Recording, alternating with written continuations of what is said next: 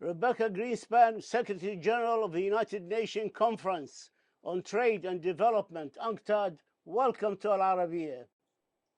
Thank you very much, Talal, for inviting me. Our honor and pleasure. I'd like to start by asking you, as the United Nations top trade official and the lead UN official on the Black Sea Initiative, you succeeded in dealing with Russia's concerns raised at the end of October and led to the suspension of Russian participation in the initiative. You succeeded for them to accept to resume it on the 17th of November. Do we have to worry of a repeat of this episode in the future? You know, Talal, I think that first of all, we have to acknowledge the leadership that the UN and the Secretary General have taken in this effort and say, especially because we are in the diplomatic avenue of this, that's how this is called, yes? And what this has been showing the world is that multilateralism and quiet diplomacy can achieve very important things for the vulnerable people of the world.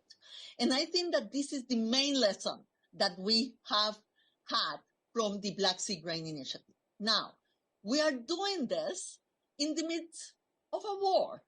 So I have to say that we will have a lot of hiccups.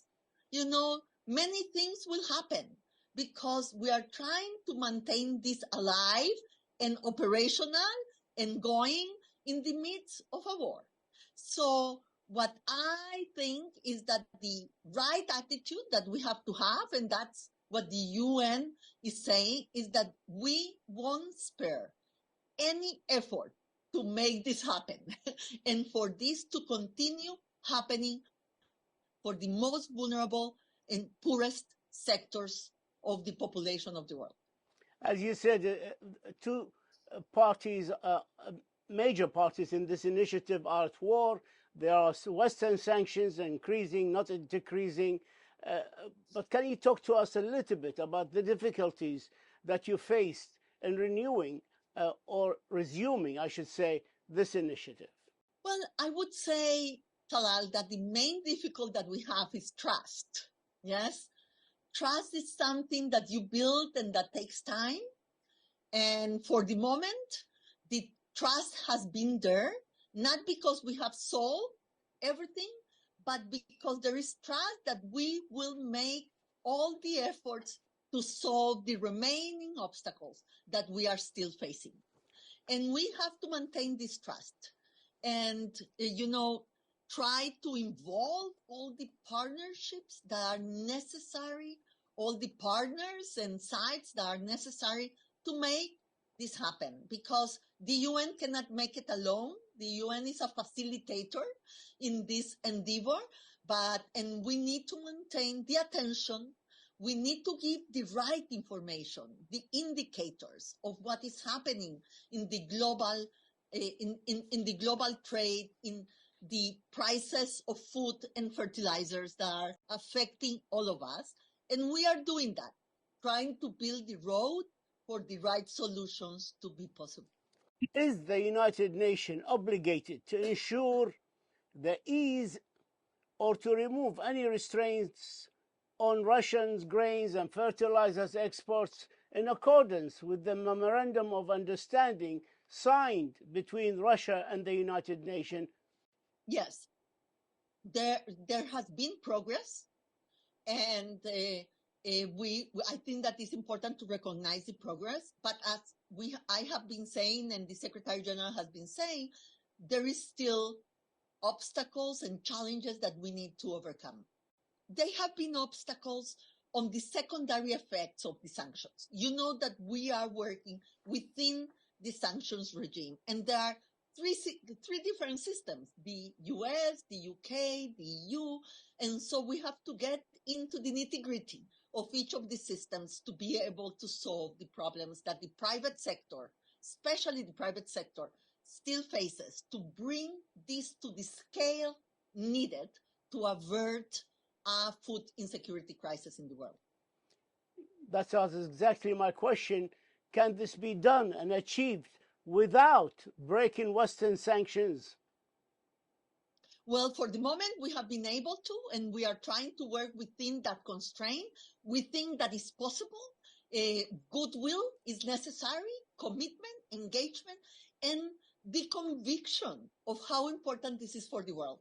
Because this is not about, the sanctions themselves. This is about of solving the problem of the developing world and the most vulnerable people in the world. We have to maintain that objective. Our objective is to really ease the pain for the most vulnerable in the world. And still, I have to say, prices of food continues to be high, and prices of fertilizer, especially, that is our worry now, are pricing out, the small farmers of the world. So the crisis of affordability that we have now can become a crisis of availability tomorrow if the farmers cannot use fertilizers for productivity gains and for planting. And that's the main problem. Now, we have committed with the Russian Federation to facilitate their exports of food and fertilizers, because they are a very important country with respect to trade in food and fertilizers. So to solve this problem, we need not only Ukraine food into the global markets, but we need grain and fertilizers from the Russian Federation to the global markets. Do you have concerns about the safety of shipping in the corridors in the Black Sea and various stages of inspections? Well, Talal, this is a very important question. When we started with this effort and we put forward the commitment that are in the agreement, many people didn't believe, first, that we will be able to do it, and second, that it will be safe for the ships. And what we have shown the world, and the work of the Joint Coordination Center in Istanbul has been fantastic. We haven't had one incident with the ships that have gone in and out of the Black Sea corridors. And we have exported more than 11 million tons of food from the Black Sea port. So I think that we have proven that the concept and the way this has been operationalized has been successful. What percentage of the 11 million metric ton of food and grains goes to low-income countries?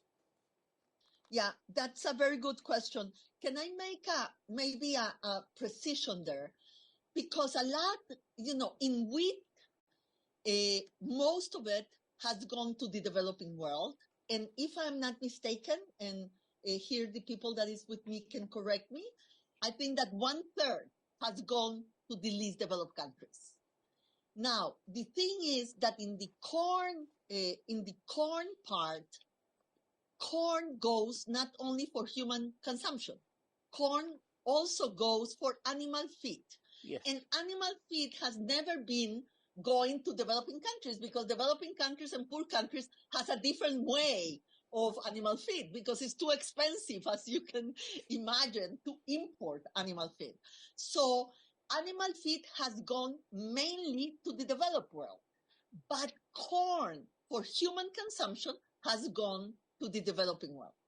And maybe that is the nuance that I want to introduce in your question. To what extent is the Black Sea Initiative helping to lower global food prices? Oh, a lot.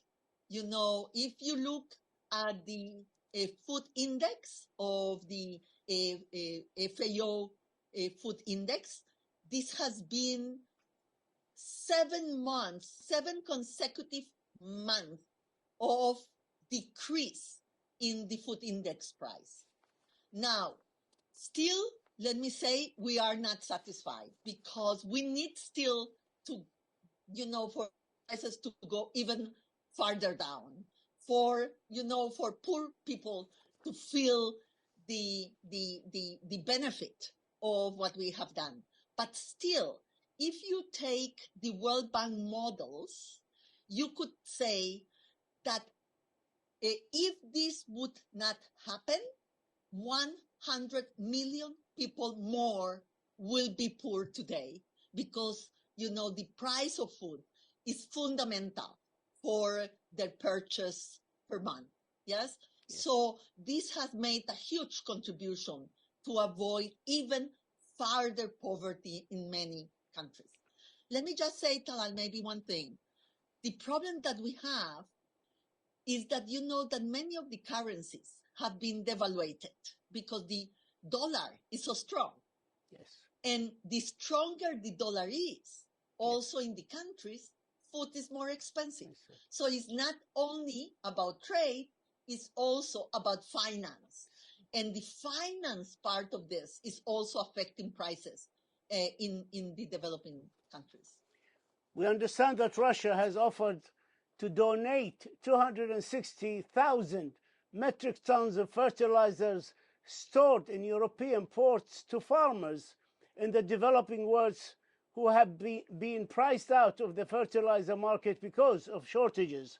A first shipment, we understand, is slated for Malawi. How do you see this generous offer by Russia?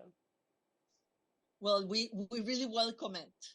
And it has been very important. And let me say that we have, they have made that offer. And so we have worked intensively with WFP, with the World Bank, with the countries themselves, with the African Union to make this possible and to happen. And we expect the first shipment going out of the Netherlands port to get to Malawi, as very well you say, very soon. They are loading right now. Weather didn't help. It was raining a lot, and so loading was slower. Also climate is also affecting even the loading of the vessel. But we think that this will ease the pain in many countries that have been short of fertilizers for the small farmers. So this first shipment will be carried by WFP, and we have had the help and support of the European Union and the Netherlands and also parts of the banking system to be able to make this happen. And we are very, very happy in receiving this donation from Uralchem and Uralkali, that is a Russian company that has donated the fertilizer. Rebeca Grynspan, Secretary General of the United Nations Conference on Trade and Development, UNCTAD, we thank you for your insight and we thank you for this information, and we wish you the very, very best of luck in all your humane endeavors in the future. Thank you, ma'am. Thank you very much, Talal. A pleasure to be here. Thank you.